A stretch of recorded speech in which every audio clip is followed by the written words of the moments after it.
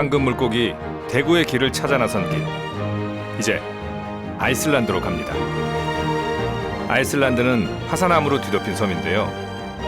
내륙 안쪽으로 깊숙이 들어온 만에는 항구들이 자리하고 있습니다. 자연이 거칠고 척박한 아이슬란드는 오로지 어업만이 경제의 기본인 나라인데요. 그 중에서도 대구잡이를 빼놓고는 아이슬란드를 말할 수 없습니다. 아침이라기엔 아직 캄캄한 어둠 속. 겨울은 워낙 해가 짧아 대낮에도 캄캄한 경우가 대부분인데요. 조업이 시작되기 전까지 30통에 담긴 줄을 모두 바다로 내려야 합니다.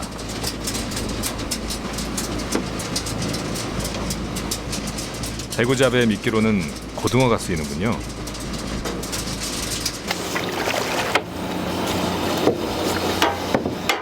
이제 부표를 건져 올리면 본격적인 조업이 시작되는 거겠죠?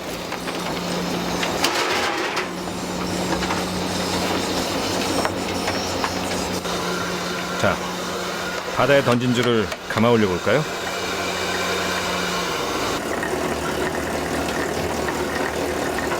조업 시작하자마자 한 마리가 올라오는데요. 그리고 기다렸다는 듯이 연이어 올라오는 대구들.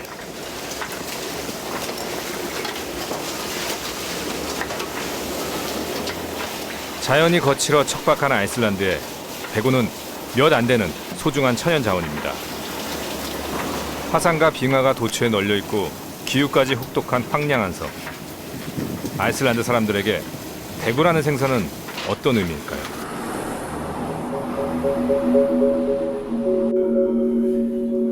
황량한 섬 아이슬란드는 오랫동안 북아메리카나 북유럽보다 훨씬 가난했습니다. 그래서 이곳 사람들은 작은 배를 타고 나가 추운 바다에서 대구를 잡으며 살아왔죠. 그들에게 대구라는 생선이 어떤 의미인지는 이 도구만 봐도 알 수가 있습니다. 바로 아이슬란드의 해양 경비정이 영국 트롤선 그물을 갈고리로 찢어버린 사건이죠. 1890년대부터 영국의 현대적인 트롤선들이 아이슬란드 바다에서 남획을 하기 시작합니다. 그것은 아이슬란드 사람들에게 엄청난 재앙이었는데요.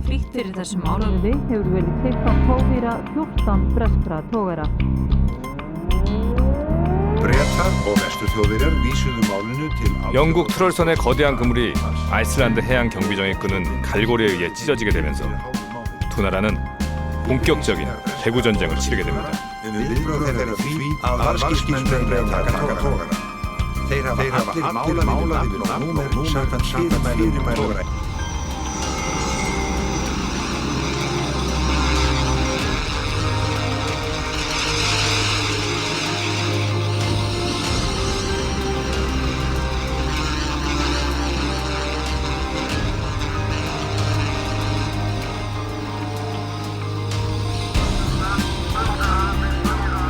아이슬란드 해양 경비대가 영국 해군과 벌인 세 차례의 전투. 꽤 위험하고 격렬한 전투였지만 아이슬란드 사람들로서는 주요 식량 공급원인 대구를 잃는 것을 그저 보고만 있을 수 없었던 거죠. En þetta var aðeins byrjunin þegar leið á stríðið. 이후 신문마다 그날의 격렬한 전투가 대서특필되었는데요.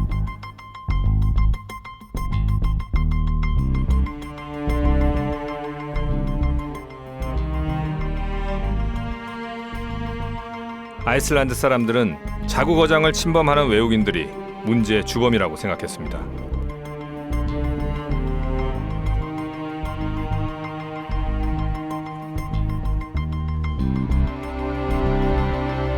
이후 아이슬란드 정부는 영국과의 국교를 단절하겠다고 강력히 선언함과 동시에 나토 탈퇴라는 초강수를 두었는데요. 그러자 즉시 미국과 나토가 중재에 나섰고 결국 아이슬란드의 200해리 배타적 경제수역 선포가 받아들여지게 됩니다.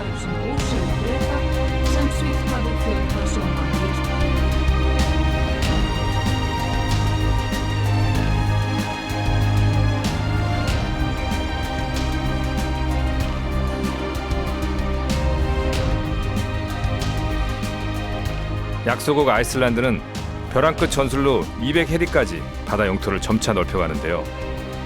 이를 계기로 유엔은 1982년부터 전 세계의 바다에 200해리 배타적 경제 수역을 지정하게 됩니다.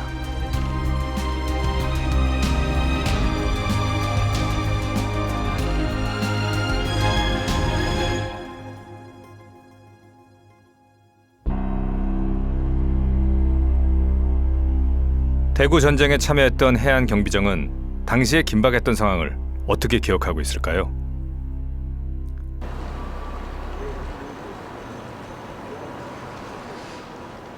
경비정들의 이름은 북유럽 신화에서 가져옵니다. 북구 신화에서 신들의 아버지 오딘의 이름을 딴 이 경비정도 치열했던 대구 전쟁의 주역이죠. This ship is very strong built to go in ice. You can see this part here. Here, this is from the last Cold War. Ship hit Odin here. Hit a British ship? Yeah, British ship. Name Odin. Odin is from the gods, from the old Viking. And the Icelandic Coast Guard only used a name like this on all the ships, Odin, Thor, Baldur and so on.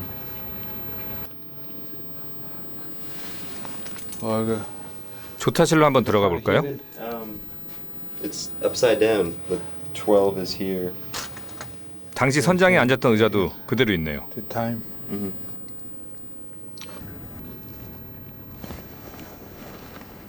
거대 트롤선의 그물을 끄는 갈고리도 그 자리에 놓여 있고요. Tak Very fyrir, tak, interesting. tak. He will follow you back. 당시의 패기가 그대로 느껴집니다.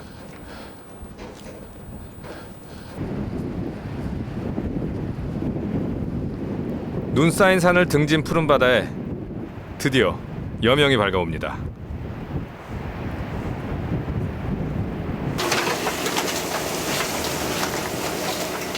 어부 힐 말손 씨의 배도 이제 슬슬 조업을 마칠 시간인데요. 어째 대구 행렬이 끊이질 않네요.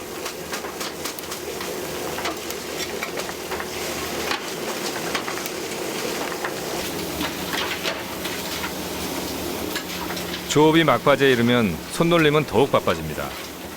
배가 항구로 돌아가기 전까지 크기 선별을 마쳐야 하기 때문이죠.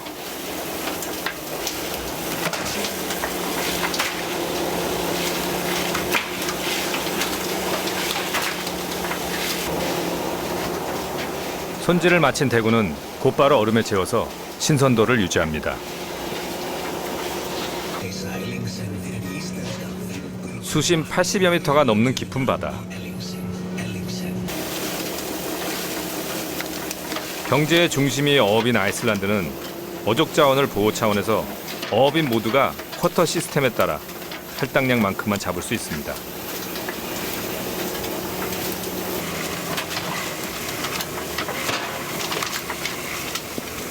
수천 개의 낚시 바늘이 하나의 줄에 연결돼 있다 보니 긴장을 늦출 수가 없습니다.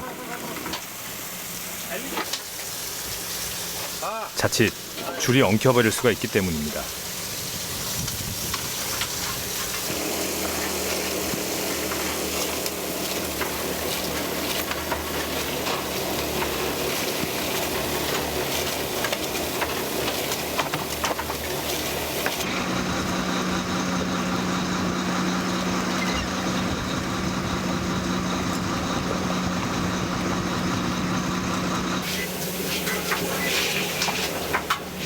주어진 어획량이 정해져 있으니 무리해서 한꺼번에 잡지 않습니다.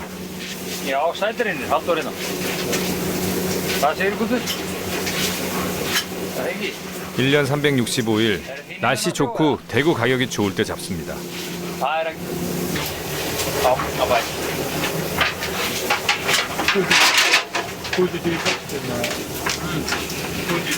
Yeah, to the fish market.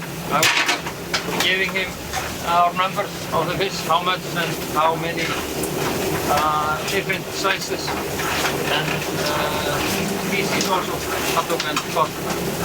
So we have to do this before 12 o'clock because then it is closed. And then they start the auction at 1 o'clock. They will be bidding in the fish while we are driving to the shore. So they sold it all when we come to the land. And then they know who's the buyer, and then they start taking the fish and bringing it to the buyer so he can start early next morning to produce the fish.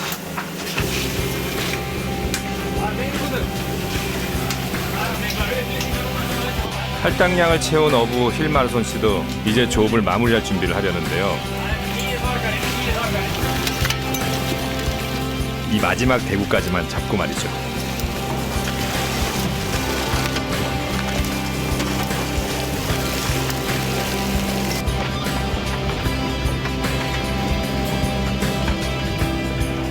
물고기는 잡는 것 못지않게 바다에 비추게 두는 것 또한 중요합니다.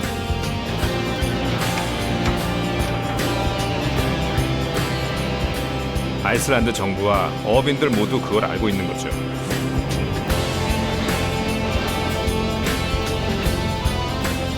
이제 항구로 돌아가기 전에 오늘 조업한 어획량을 웹사이트에 기록해야 합니다. 아이슬란드 어부들은 그날 잡은 어획량을 정부에 바로 보고를 해야 합니다. 어업의 투명성을 높이고 남획을 원천 봉쇄하기 위해서입니다.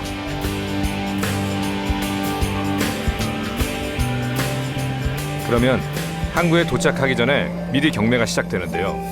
어부는 돌아가는 상황을 그때그때 확인할 수 있는 거죠. Hauling it back in, and when I stop hauling it in, and then I have to say how many containers, how many hooks, what kind of bait, all the catch we had and everything. I have to register everything and send it to the Directorate of Fisheries. They follow everything. I have to register everything we do on the sea. So flottir, ég veit ánægð með ykkur. Ég hef séð alveg hvað við snerum við og kyrðum og drógum og allt. Það gekk ágætlega bara að leggja og draga og svona. Þetta ekkert rosalega dýrt. 정해진 양이지만 어쨌든 만선의 기쁨을 안고 섬으로 향합니다.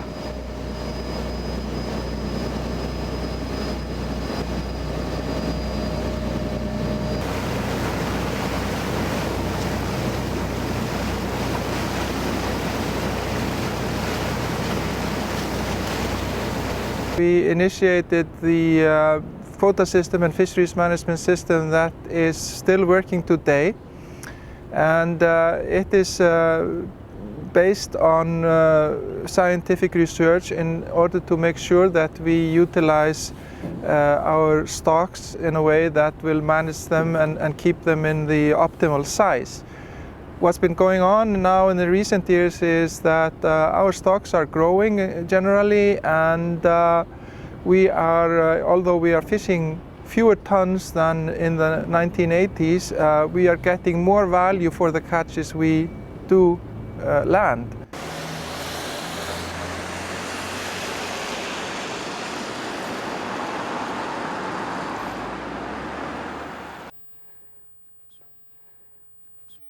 Gerda here is working on aging otolith of cod. Has quite a lot of people because it's not only doing the aging, it's also sectioning and preparing the otoliths for the aging. Then you have to store them and archive them, and the growth of cod is quite different around the country. You know, like 60 centimeter cod can be of quite a different age range. So you need to get a lot of samples to get that accurate. And so, yeah, we do that. And of course, as cod is the most valuable stock, a lot of effort is put into taking samples and having the assessment as good as possible, because that's a huge demand from the industry. From the various, the different gadoid species which cod belongs to, and this is like the bone of the cod, the otolith.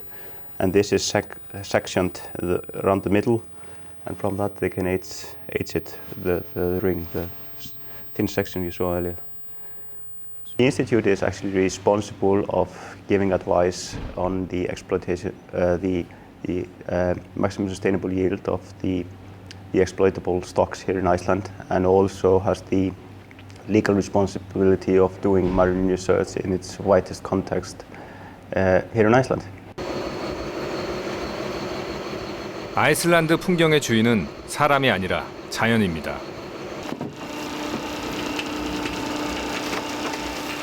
아이슬란드의 몇 안 되는 천연 자원 중 하나인 대구.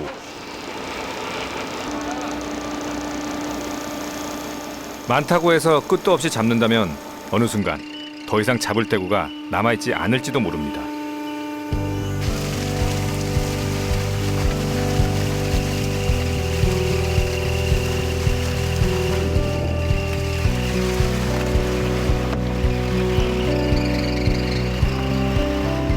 지금 대구가 많이 잡히는 것은 대구가 넘치게 많아서가 아니라 몽땅 잡아들이기 때문이라는 걸 아이슬란드 사람들은 잘 알고 있는 거죠. 대구 전쟁을 겪고 그들은 완전히 달라졌습니다. 지키려는 자와 빼앗으려는 자가 만든 탐욕의 역사. 그 중심에는 황금 물고기, 대구가 있습니다.